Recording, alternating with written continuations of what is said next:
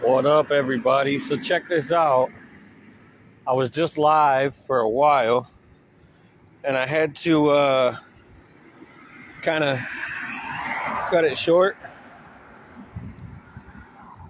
because oh, don't tell me you're gonna stop doing it now. Oh no, I'm still doing it. And I had to cut it short because it was like a really long live video where I was just waiting for somebody to pop in so we could chat or whatever. And this started happening. So the sun's out, it's nice weather, and I brought Gordon with me today to go to work. Now, I'm trying to capture it, but he's literally, you see him grabbing my arm? He keeps doing it. He's grabbing my arm. He just keeps trying to pull on my elbow right there. Hopefully I'm capturing it. But he's like, hey, man. Hey, pay attention to me. Hey, pay attention to me. He wants some loving. Let me bring him around front here.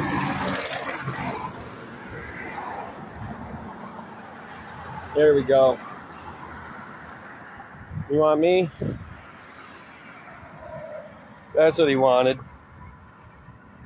He just wants to be up closer to me. So, yeah, I got Gordon with me today. I'm going to be, Gordon goes everywhere with me. Gordon and Isabella both, as long as the weather's nice enough for them to be out. There is no replacement for natural sunlight. You know, back at my mobile home, they do have everything they need. And lately they've been staying with a friend of mine who's been taking real good care of them. And today I was like, you know what? Gordon's coming with me because he's been hogging the food from Isabella. And so today I was like, you know what? He's coming with me so Isabella can eat a little bit more. Because with it warming up and everything, he's a dominant male. And anytime feeding time comes around, he tends to try to eat it all up so she can't get any. So I was like, you know, if he's with me today, then Bella can get a bunch of food to eat, you know. And I'm on my way up to the bus stop right now. Me and Gordon just hanging out, just getting some sunlight. I'm on live. Why not talk about some stuff, right? Let's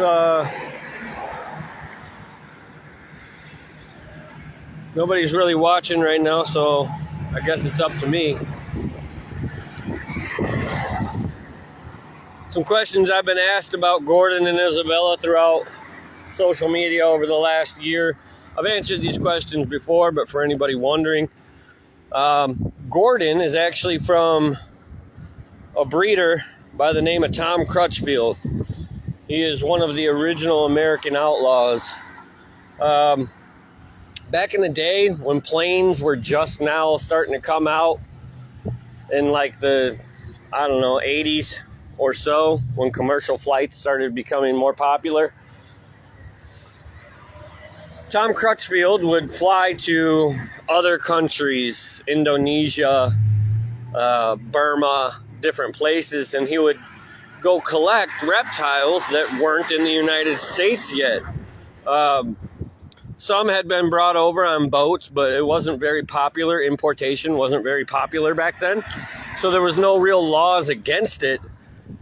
And Tom would bring back venomous reptiles, king cobras, the taipans, black mambas, iguanas,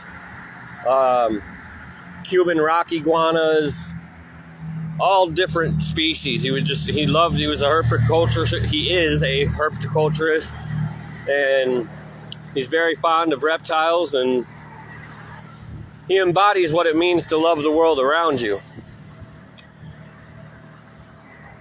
He's actually saved a few species from extinction by captive breeding and then later on releasing. He's a very intelligent individual. But around the time that they started to figure out, the federal government that is, started to figure out about Tom Crutchfield and the millions of dollars he was making on the importation business, they started invoking certain federal laws behind importation. And a lot of it was done out of spite of Tom Crutchfield. So Tom continued importing animals. At the time when he started, it was not illegal to do so, so he was making a lot of money. He wasn't breaking any laws. And then the federal government invoked these laws. Wow, there are U.S. Army military spacecraft flying over North Main right now. That was 2 U.S. military jets. For those of you who don't know, the Rockford Airport is actually a Air Force training base as well. They do a lot of maneuvers around here. And so anyway, back to what I was saying. It became illegal at some point in the middle of his career importing to import a lot of these animals.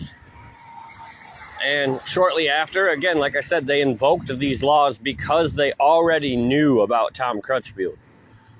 And so as soon as these laws went into place, Tom Crutchfield got put on a federal wanted list. The FBI, like the most wanted list for illegal importation of animals. And he was arrested, and there are books about Tom Crutchfield and his story and his experience with all of that. I've read his books, and they're really good reads. Talks a lot about conservation, talks a lot about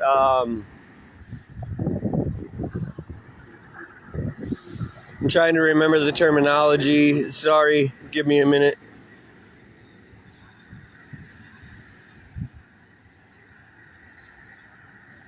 Conservation through domestication, I think it is, or something like that.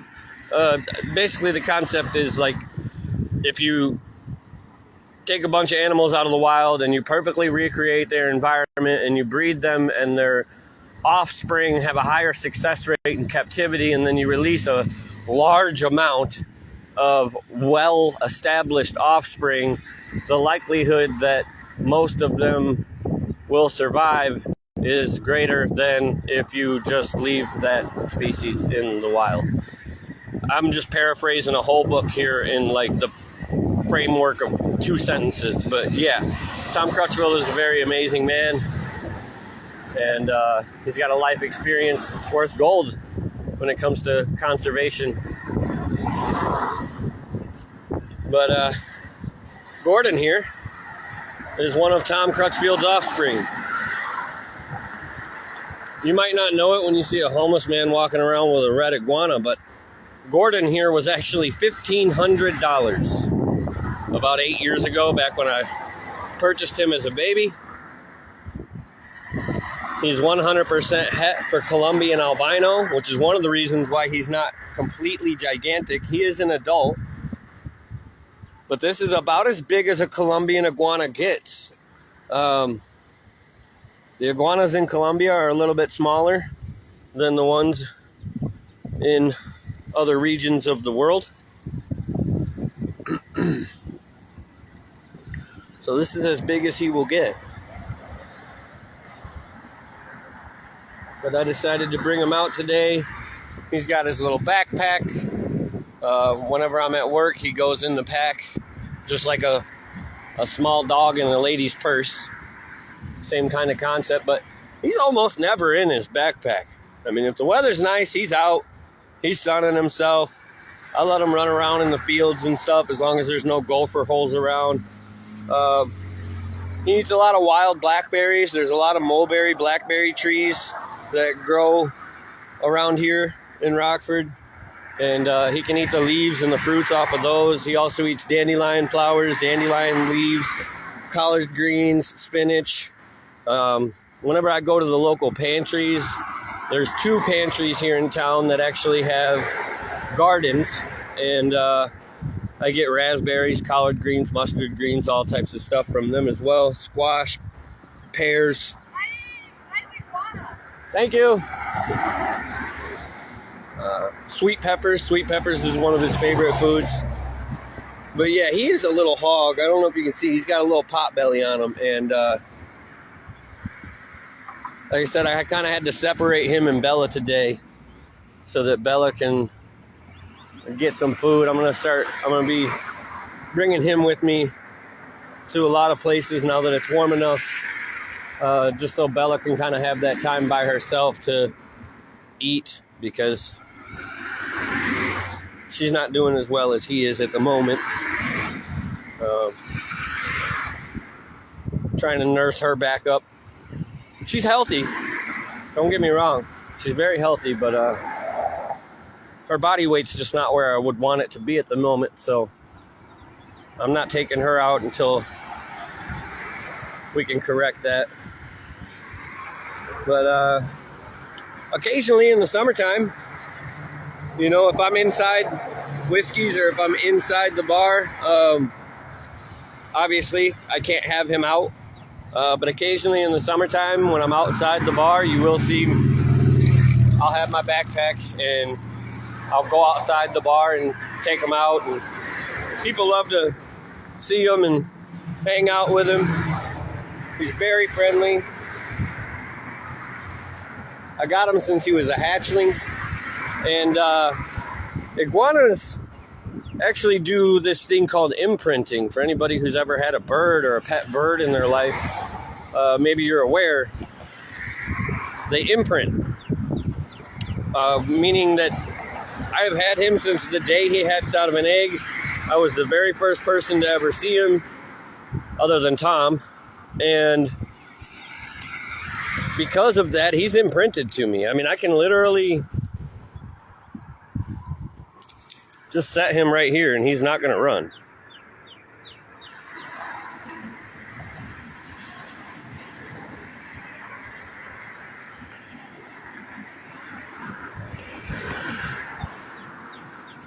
He literally does not leave my side.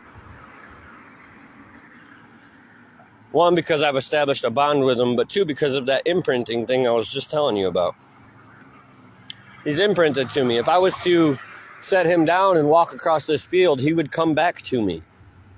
He chases me around kind of like a mama bird.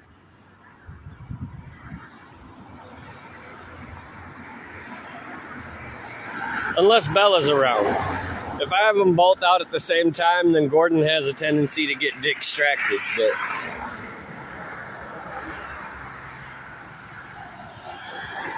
we're out here enjoying the sunlight. It's about noon. I don't have to be to work till 3.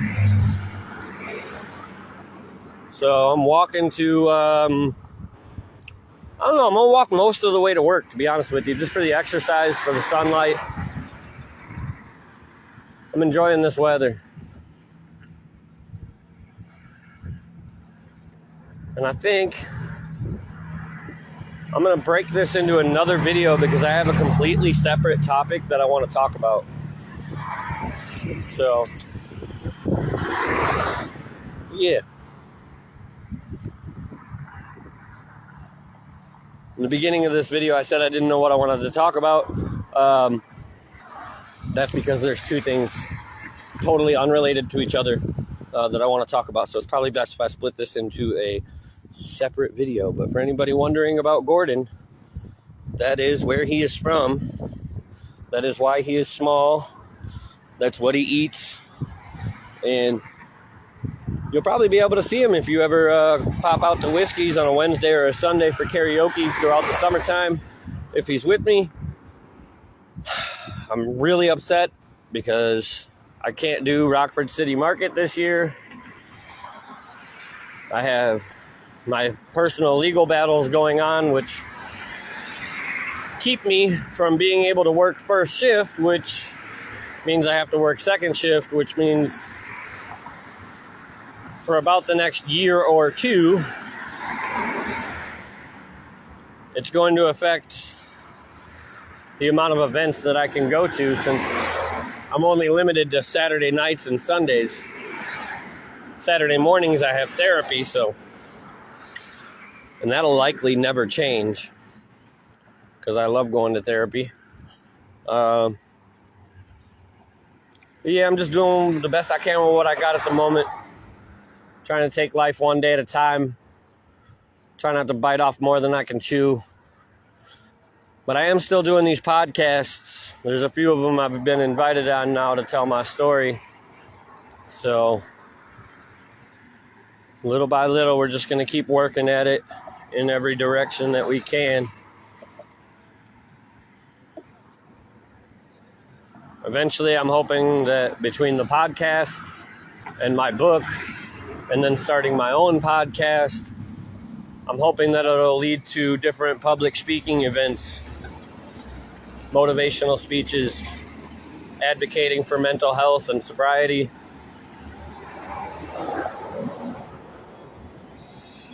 But one day at a time. So yeah, after this, I'm going to go live, and we are going to talk about what everything I know has to do with parenting children. So if you want to hear about that, just tune in. I'm literally going to end this live stream, and I'm going to go live immediately right after that. So see you in a moment. Peace. Good afternoon, everybody.